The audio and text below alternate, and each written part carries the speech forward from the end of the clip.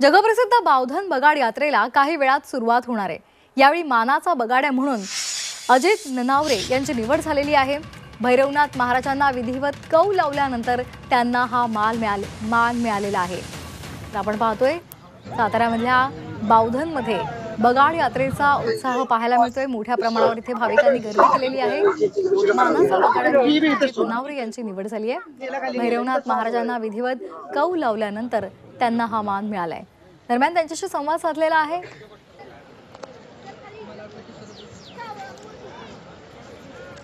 तर साताऱ्यामधली ही दृश्य आपण पाहतोय। साताऱ्यामधल्या बावधनमध्ये बगाड यात्रेला आता थोड्याच वेळात सुरुवात होते। ही बगाड आपण पाहतोय।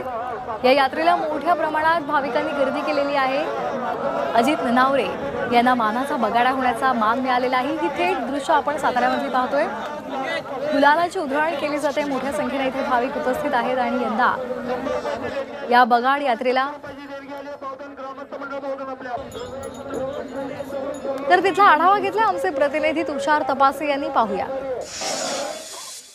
बावधनच्या बगाड यात्रेला सुरुवात झाली आहे। काशीनाथाच्या नावानं चांदबलाच्या जयघोषात एकच इथं जल्लोष सुरू झालेला आहे आणि या ठिकाणी तुम्ही पाहू शकता बगाडाला बांधलेला आहे आणि आता बगाड हे गोल गोल फिरवलं जात आहे।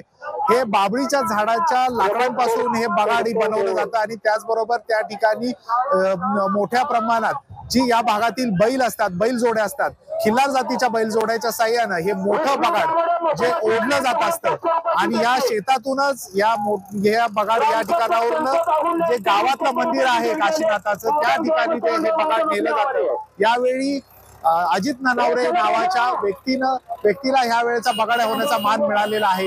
खरं तर त्याने त्याच्या भावाचं लग्न लवकर ठरावं यासाठी त्याने हा नवस बोलला होता ना, तो नवस पूर्ण झाल्यानंतर या ठिकाणी त्यांनी कौल लावला होता आणि त्या कौल त्यांच्या बाजूने लागल्यामुळे ते आता या ठिकाणी त्यांना बगाड्याचा मान मिळाला आहे। आणि तुम्ही पाहू शकता आता या ठिकाणी बगाड यात्रेला सुरुवात झाली आहे। आता हे बगाड गोल गोल पद्धतीनं फिरवलं जाईल आणि काही वेळात आता या ठिकाणी हे बगाड आता चालू होईल। या शेतातूनच हे बैल जोड्याच्या साह्याने ओढलं जाईल आणि यावेळी मोठ्या संख्येनं गर्दी या ठिकाणी आपल्याला पाहायला मिळते।